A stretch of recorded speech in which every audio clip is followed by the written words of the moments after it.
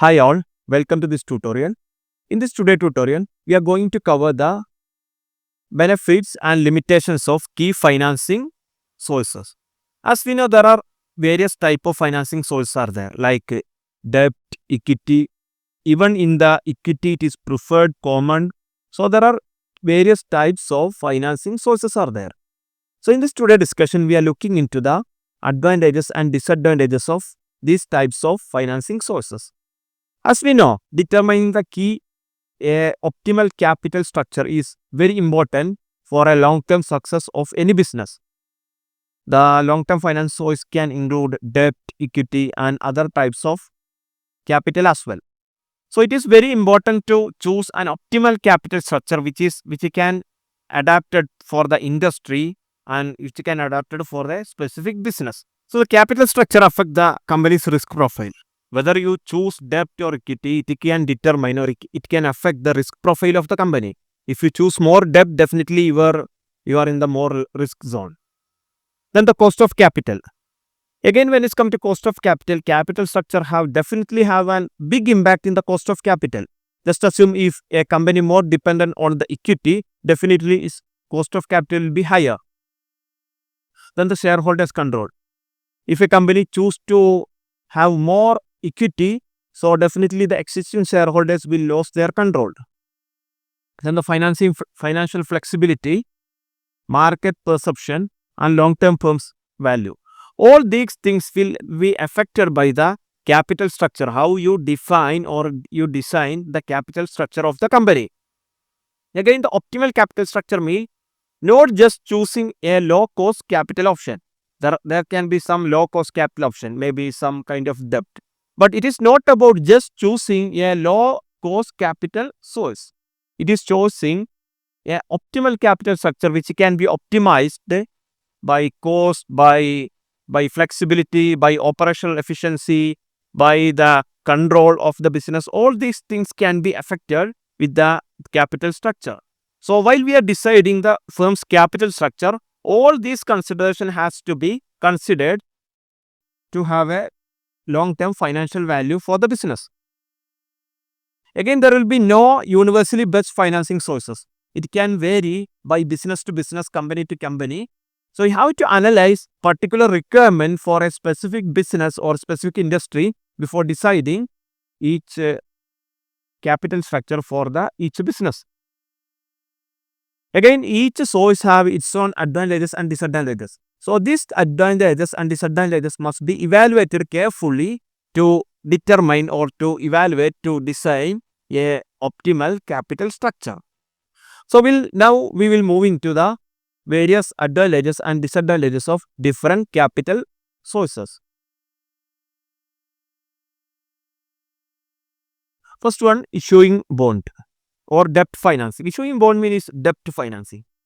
So there you can enjoy all the benefit a bondholder or a debt can expect. Like you have tax shield, you will have only a limited payment, or you don't want to share your profit to your debt holders. So all this can be advantages for a debt capital. Again, there are certain disadvantages or the risk also associated with this. Like if you didn't make any profit, again you have to pay your debt holders.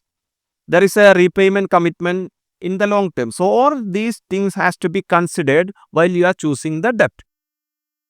So now we will move into the benefits of debt financing or issuing bond. No ownership dilution. Very clear. If a company issuing a debt, there is no ownership dilution in this case. So the company there is no ownership dilution. So it has to pay its periodic payment or interest periodically. That's all. There is no ownership dilution for the debt. Again, bondholders will not receive that. They don't have any voting right. Again, it will not reduce the percentage of ownership of existing shareholders. So this is the first advantages of issuing a bond. There is no ownership dilution. Then fixed and predictable cost. For a bond, the cost is very fixed. You know what will be a cost, and it's most of the cases it is predictable also. So you can predict your financing cost in very advance. Then the tax shield advantages. The financing cost is normally considered as a business expenses. So this cost can be tax deductible. So that deductible, that advantage what we call as tax shield. So every bond or debt capital have a tax advantage or tax shield which cannot enjoyed by for the bond cap for the equity capital. So the tax shield advantage is one of the advantages we have to consider while we are issuing a debt. Then the financial leverage. If you raised more capital through debt, definitely your financial leverage will increase. Again, if you effectively utilize or you can amplify the shareholders' return if you earn more than the cost of capital or cost of debt. If a company can able to earn more than cost of capital, definitely you can amplify the return of equity shareholders. Then the refinancing flexibility. There are a type of bond called the callable bond. That means that bond can call back by the company or by the issuer and they can issue a new bond if required. So if the some bond have this feature, so it will give a flexibility to bond issuer so they can refinance the existing bond if the market situation change. So these are the some advantages of bond financing. So let's come to the limitations of issuing bond. Then the mandatory payment. This is the key limitation of bond financing. So even if the company make profit or even not make any profit, the bondholders are expecting their periodic return. So this has to be paid irrelated to the company's revenue or company's profit. So this is a limitation while we have to consider while issuing the bond. Then the increase the financial risk. Definitely a debt or a bond can increase the financial risk.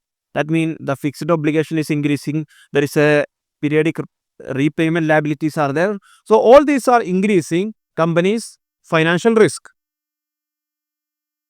Then the restrictive covenant. In some bond, there will be some covenant or conditions that restricting a company to maintain certain ratios or certain performance standards, like to maintain a specific current ratio, maintain debt equity ratio, or limitation of dividend. All these covenant can be implemented by issuing the bond. So this is a limitation while we are considering issuing a bond capital. Then the maturity risk. At the maturity period, the company has to repay all these bonds. So it is a one-time prepayment liabilities. This risk also has to be considered while we are issuing a bond. So now we have discussed about the bond, its advantages and its disadvantages. Now let's come to Euro bonds.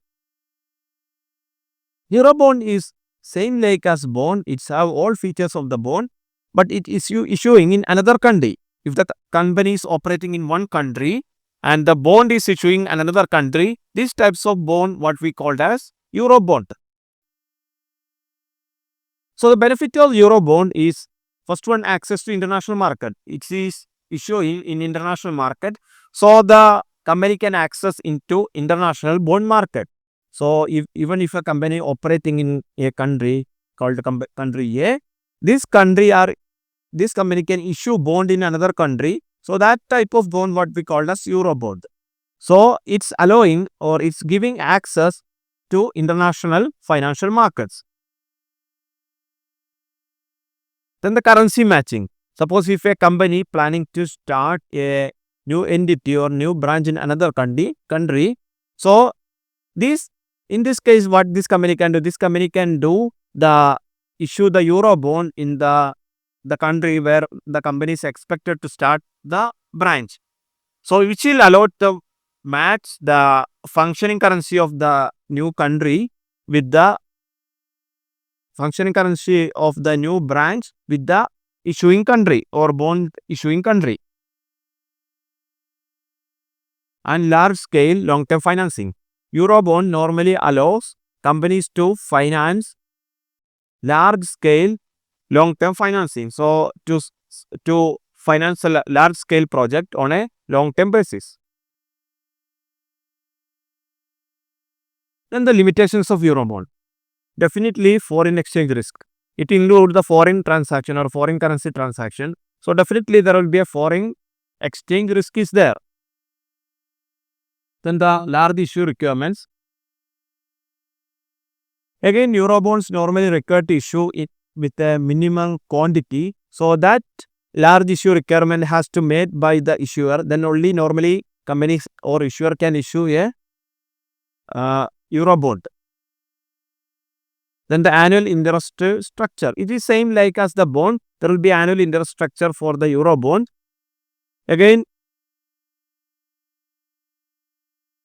so this annual interest structure has to be paid irrespective of whether the company is making profit or even in the case of company making any losses. This annual interest payment has to be paid. So now we discussed about the bond. So now let's come to the common stock. Common stock is a normal stock that represent the ownership of the company. So normally the common shares of holders have voting right, receive residual profit, bear higher risk, are lastly liquidation in the time of company's liquidation. So we'll just looking into the advantages of issuing common stocks. The first one is no mandatory payments.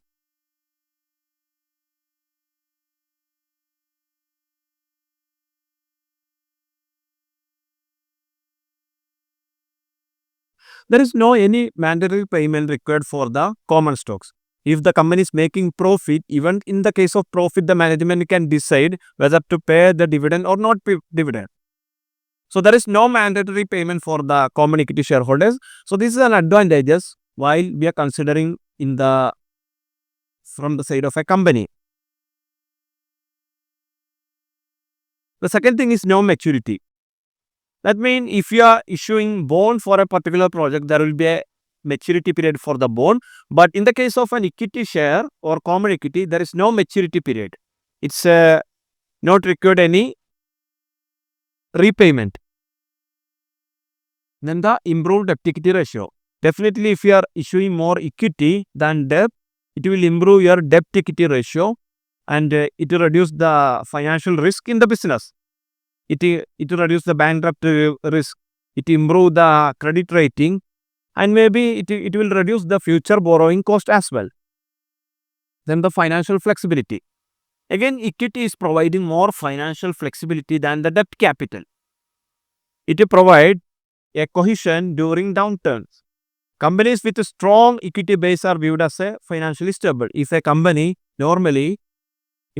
are with a strong equity base is considered as a financially stable companies.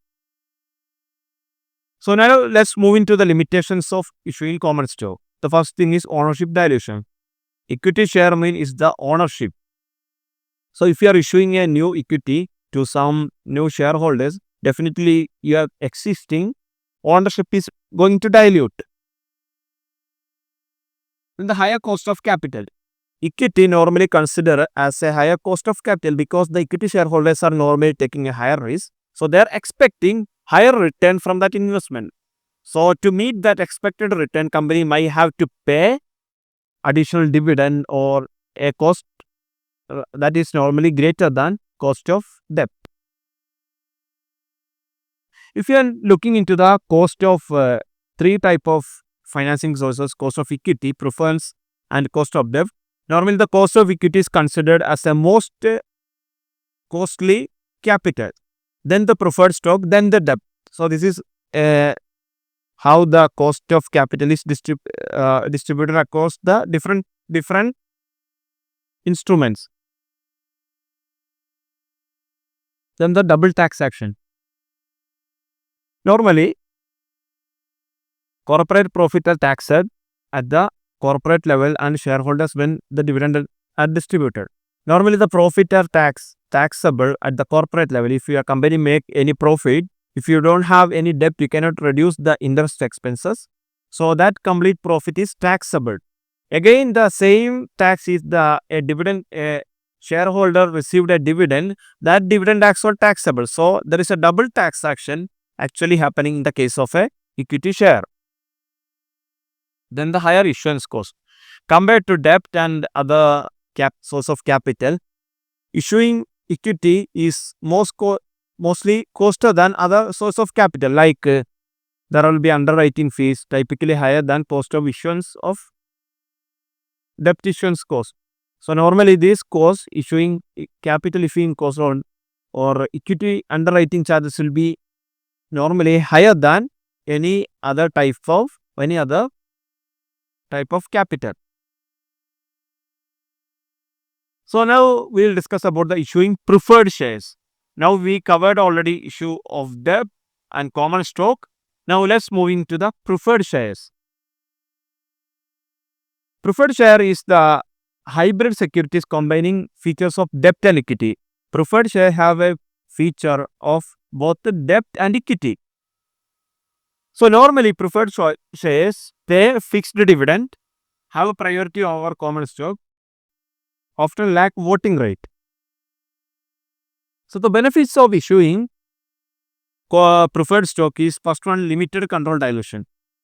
Again, most of the preferred stock do not carry a voting right. So there will be no ownership dilution happening or no voting right dilution happening in the case of issuing a new preferred stock.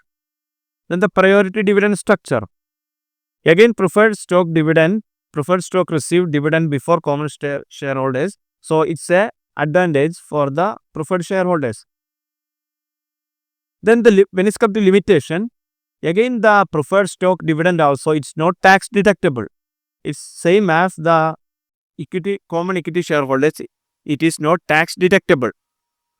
In some cases, cumulative dividend requirements are there. That means if a company not generating profit for a period, this profit or this fixed dividend can be cumulative to next year.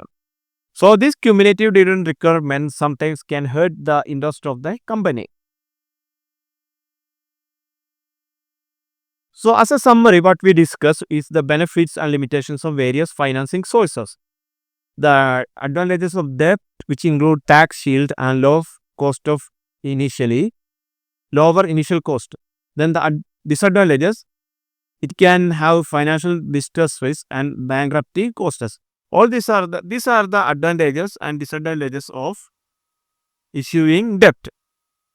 Then the equity advantages, equity is more flexible than debt and lower financial risk. But when it comes to the expenses, equity is expensive than the debt and it will dilute the ownership interest of the company. So this is a summary what we discussed, debt, preferred and common stock. So these are the key financing sources that normally company depending.